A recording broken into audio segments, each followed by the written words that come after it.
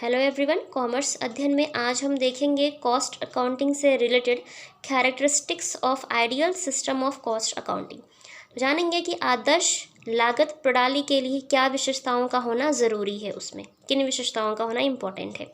ठीक है, तो चलिए स्टार्ट करते हैं इस वीडियो को और देखते हैं क्या है पॉइंट्स और क्या क्या होना चाहिए, क्या विशेषताएं होनी चाहिए कॉस्ट अकाउंटिंग में। कॉस्ट अकाउंटिंग की मीनिंग एंड उसके फीचर्स की बात करें, इंपॉर्टेंस की बात करें, तो मैंने उस पर वीडियो बनाया है, डिस्क्रिप्शन बॉक्स में लिंक प्रोवाइड कर दूंगी, सो आप उसके थ्रू उन वीडियोस को देख सकते हैं। चलिए फिलहाल इस वीडियो को देख लेते हैं। तो फर्स्ट पॉइंट है यहाँ पे सिंप्लिसिटी। सो जो भी कॉस्ट अकाउंटिंग सिस्टम अपनाया जा रहा है बिजनेस में, वो सिंपल होना चाहिए समझने के तौर पर, ताकि ईजिली कोई भी उन रिकॉर्ड्स को देख के समझ सके कि क्या रिकॉर्ड्स हैं, क्या कॉस्ट आई है पर्टिकुलर डिपार्टमेंट की। ठीक है, तो सिंपल होना चाहिए। नेक्स्ट है फ्लेक्सिबिलिटी। फ्लेक्सिबिलिटी का यहाँ पर मतलब होता है कि आवश्यकता अनुसार उसमें बदलाव किया जा सके, मीन्स चीज़ों को घटाया या बढ़ाया जा सके। सपोज आपका बिजनेस है, आपने बिजनेस स्टार्ट किया तो आपने इसी की उम्मीद में स्टार्ट किया होगा कि वो फ्यूचर में बढ़ेगा, और अगर बढ़ेगा तो आपको बाकी चीज़ें भी बढ़ानी होंगी, हर चीज़। कॉस्ट अकाउंटिंग है तो उसके लिए आपको अच्छे अकाउंटेंट हायर करने होंगे, हो सकता है एक सीनियर अकाउंटेंट हो तो एक जूनियर अकाउंटेंट हो, सारी चीज़ें होती हैं। तो ऐसे ही कॉस्ट अकाउंटिंग में भी होनी चाहिए, फ्लेक्सिबल होनी चाहिए आपका जो भी कॉस्ट अकाउंटिंग सिस्टम है। ठीक है, बात करते हैं इकोनॉमिकल। जो भी प्रोडक्ट है उस पर जो भी कॉस्ट आ रही है, हमें इस बात का ध्यान रखना चाहिए कि उस पर जो कॉस्ट हो वो कम से कम आए और कम से कम खर्चे में अच्छा प्रोडक्ट तैयार किया जा सके। तो ऐसी कॉस्ट अकाउंटिंग होनी चाहिए। या फिर जो कॉस्ट अकाउंटिंग है, कॉस्ट अकाउंटिंग को जो हैंडल किया जा रहा है, जिस डिपार्टमेंट के थ्रू, जो अकाउंट डिपार्टमेंट होता है, जो अकाउंटेंट होता है, वो ध्यान देने की ज़रूरत होती है कि उन पर भी कम खर्चा है।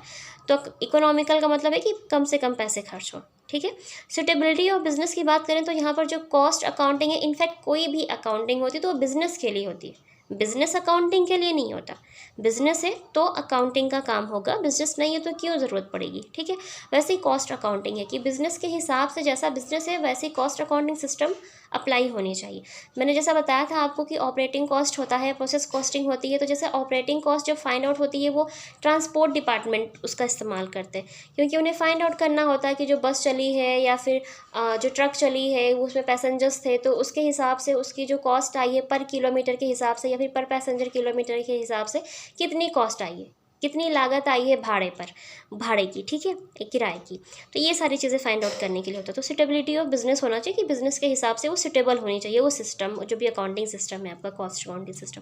कंपैरेबिलिटी की बात करें तो यहाँ पर कि जो भी आपने रिकॉर्ड्स पुराने ईयर के हैं, आपके प्रीवियस ईयर के हैं या करंट ईयर के हैं, आपस में आप दोनों को ईजिली कंपेयर कर सके, ऐसी होनी चाहिए आपकी कॉस्ट अकाउंटिंग में। ये विशेषता होनी ही चाहिए ताकि आप बाकी रिकॉर्ड्स को, पिछले रिकॉर्ड्स को भी उठाकर देख सकें और आप मिलान कर सकें और तुलना कर सकें क्या डिफरेंस है, कितनी ज़्यादा कॉस्ट आई है। ठीक है, एक दूसरे के कंपैरिजन में ज़्यादा है या कम है। मिनिमम ऑफिस वर्क की बात करते हैं यहाँ पर, तो जो भी पेपर वर्क होता है कॉस्ट अकाउंटिंग से रिलेटेड वो कम होना चाहिए।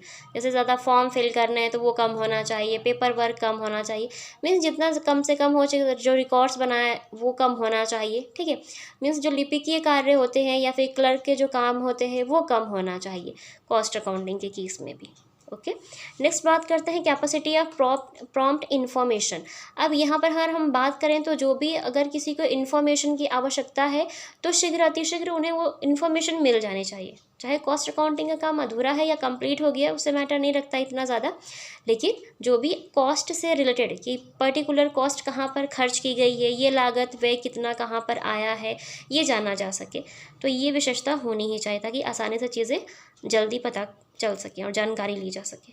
डिपार्टमेंटलाइजेशन ऑफ कॉस्ट की बात करते हैं तो जो भी आपके अलग अलग विभाग होते हैं उन सभी पे जो कॉस्ट आती है उनको बांट दिया जाता है कि ये यहाँ की कॉस्ट है, ये वहाँ की कॉस्ट है, ताकि इजीली चीज़ों को समझा जा सके और ज़्यादा कॉस्ट है तो उस पर नियंत्रण किया जा सके। ठीक है, जैसे कि अगर फैक्ट्री में काम हो तो फैक्ट्री कॉस्ट अलग आती है, ऑफिस में कुछ ऑफिस स्टाफ है तो उनके लिए कॉस्ट अलग आती है, एडमिनिस्ट्रेशन डिपार्टमेंट है उनकी अलग कॉस्ट आती है। तो ये सारी चीज़ें हो जाता है। नेक्स्ट पॉइंट की अगर हम बात करते हैं capacity of accuracy in accounting. अब जो भी कॉस्ट अकाउंटिंग आपने प्रिपेयर किया ना वो शुद्ध होनी चाहिए, मीन्स जो भी खर्चे हुए हैं वो सही होने चाहिए, करेक्ट होने चाहिए, एक्यूरेट होने चाहिए। ठीक है, गलत नहीं होने चाहिए। तो ये भी एक कॉस्ट अकाउंटिंग में विशेषता होनी चाहिए ताकि उसमें ये इतनी क्षमता हो कि जो भी रिकॉर्ड रखी गई वो एक्यूरेट है। Usage of forms and proformas. अब जो भी कॉस्ट अकाउंटिंग से रिलेटेड फॉर्म यूज़ किए जा रहे हैं या प्रोफार्मा बनाया जा रहा है, इस बात का ध्यान रखना चाहिए कि वो स्पष्ट हो, क्लियर हो, ठीक है, तैयार करते टाइम, और उस फॉर्म से रिलेटेड कुछ चीज़ें, कुछ इम्पॉर्टेंट इन्फॉर्मेशन फॉर्म के पीछे ज़रूर होनी चाहिए, ताकि इजीली जो भी इंसान उस फॉर्म को फिल करे वो आसानी से चीज़ों को समझ सके और पूरी इन्फॉर्मेशन दे सके। ठीक है, तो जो भी फॉर्म वगैरह होता है इस बात का ध्यान रखना चाहिए, ईजी होनी चाहिए चीज़ें। Cost ascertainment and cost control. अब कॉस्ट शीट के आधार पर ही जो भी बिजनेस है, ऑर्गेनाइजेशन है, प्रोडक्शन का काम हो रहा है, तो उन सभी की जो कॉस्ट आ रही है ना अलग अलग डिपार्टमेंट पे, तो कॉस्ट शीट ही ऐसा माध्यम है, या कॉस्ट अकाउंटिंग ही वो माध्यम है जिसके माध्यम से, जिसकी हेल्प से निर्धारित किया जा सकता है कॉस्ट। अगर आप जो भी आपने प्रोडक्शन किया है उसका बिक्री मूल्य क्या होना चाहिए, सेल्स प्राइस क्या होना चाहिए, आप ये डिसाइड कर सकते हैं। प्लस कॉस्ट ज़्यादा आ रही है या कम आ रही है वो आप कॉस्ट अकाउंटिंग के थ्रू जान करके उस पर कंट्रोल कर सकते हैं, तो ये विशेषता भी होनी चाहिए। अकाउंटेबिलिटी की बात करेंगे, जैसा कि हम सभी जानते हैं कॉस्ट अकाउंटिंग के केस में कई सारे डिपार्टमेंट होते हैं, उसमें जो लोग काम करते हैं उनके अपने कुछ उत्तरदायित्व होते हैं, तो उनके हिसाब से कि अगर उन्होंने अपना उत्तरदायित्व कंप्लीट किया है या नहीं, इसका भी पूरा हिसाब होना चाहिए हर व्यक्ति के लिए। ठीक है, तो अकाउंटेबिलिटी होना चाहिए कि ये व्यक्ति अपना काम सही ढंग से कर रहे हैं या नहीं कर रहे हैं, वो अपनी ड्यूटी कंप्लीट कर रहे हैं टाइम पर या नहीं कर रहे हैं, तो ये होती है अकाउंटेबिलिटी, जो कॉस्ट अकाउंटिंग के माध्यम से हम जान सकते हैं। Capacity of reconciliation with financial accounting. अब बात करते हैं हम यहाँ पर रिकॉन्सिलेशन की। रिकॉन्सिलेशन का मतलब होता है मिलान करना।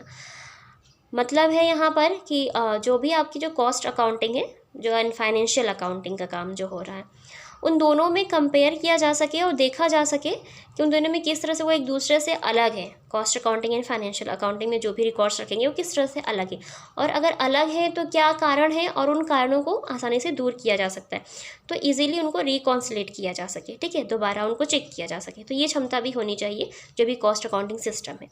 Clear out role of cost accountant.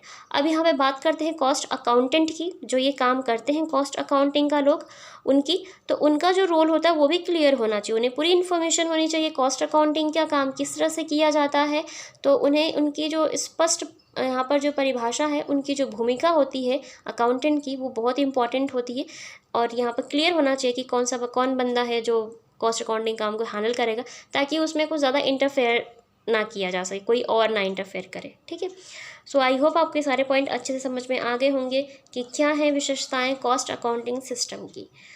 और अगर मैं आपको अच्छे से समझा पाई तो कमेंट सेक्शन में कमेंट करके ज़रूर बताएं, और ये भी बताएं कि मैं आपके लिए किन टॉपिक्स पर वीडियो बनाऊं। वीडियो अच्छा लगा तो इसे लाइक ज़रूर करें। चैनल पर नए विजिटर हैं, चैनल को सब्सक्राइब कर लें, बेल आइकन को प्रेस कर लें, ताकि आपको हमारे आने वाली वीडियो की नोटिफिकेशन हमेशा मिलती रहे। आपको लगता है ये वीडियो यूज़फुल है आपके फ्रेंड्स के लिए भी, तो उनके साथ शेयर ज़रूर करें। And thank you so much for watching this video.